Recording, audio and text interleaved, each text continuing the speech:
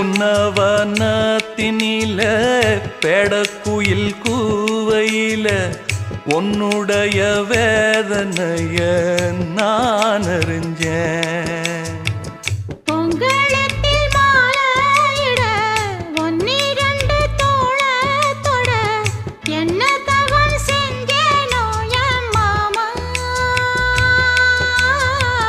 வண்ணக்கிளி கையத்தொட சின்ன சின்ன கோலமிட உள்ளம் மட்டும் வழியே நானே உள்ளம் மட்டும் வழியே நானே.